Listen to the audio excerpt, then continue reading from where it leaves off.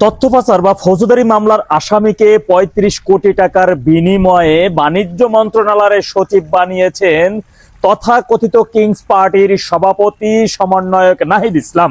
আসলে একটু বিস্তারিত জানা যাক যে জাতীয় পরিচয়পত্র এনআইডি তথ্য পাচার মামলার ৬ নম্বর আসামি মোহাম্মদ মাহবুবুর রহমানকে বাণিজ্য সচিব পদে পদোন্নতি দিতে এই বিপুল পরিমাণ অর্থ লেনদেন হয়েছে।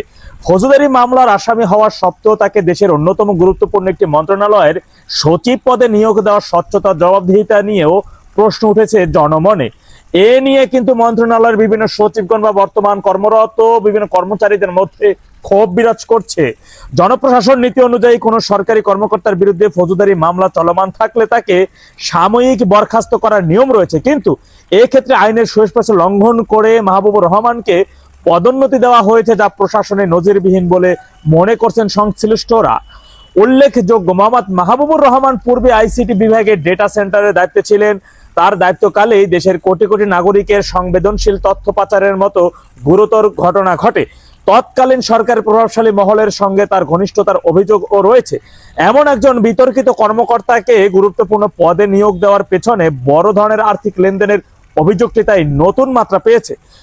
জুলাই জঙ্গি বিপ্লবের পর গঠিত অন্তর্বর্তীকালীন সরকারের একজন উপদেষ্টা হিসেবে দায়িত্ব পালন করা নাহিদ ইসলামের বিরুদ্ধে এমন অভিযোগ ওঠায় সামাজিক যোগাযোগ মাধ্যমে এবং সচেতন মহলে তীব্র আলোচনা ও সমালোচনা শুরু হয়েছে।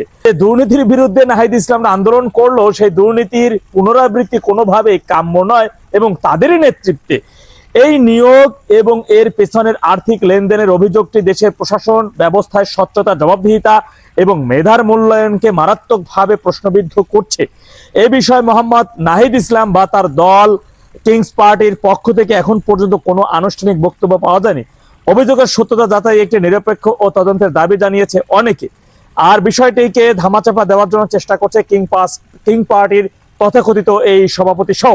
তথাপি আমি দেশবাসীর উদ্দেশ্যে একটি কথাই বলতে চাই, আপনারা এরই মধ্যে কিন্তু দেখেছেন এই সরকার কিন্তু কোনোভাবেই বর্তমান যে সকল পুলিশ প্রশাসনে যারা রয়েছে তাদেরকে কোনোভাবে বিশ্বাস করতে পারছে না, যে কারণে পুলিশের ঊর্ধ্বতন কর্মকর্তাদের একের পর এক তাদেরকে জোরপূর্বকভাবে চাকরিচ্যুত করা এবং যারা দীর্ঘ আগে দুর্নীতির অভিযোগে, চুরির অভিযোগে, তথ্য পাচারের অভিযোগে শাস্তিযোগ্য অপরাধ পেয়েছিলেন তাদেরকেই পদোন্নতি বা তাদেরকে ধরে এনে সচিব বানানো, তাদেরকে ধরে এনে পুলিশের উচ্চ পর্যায়ের কর্মকর্তার চেয়ারে বসিয়ে দেওয়া, এটি হচ্ছে সরকারের আসলে টিকে থাকার জন্য সর্বোচ্চ রকমের একটি মেটিকুলাস ডিজাইনের অংশ বিশেষই।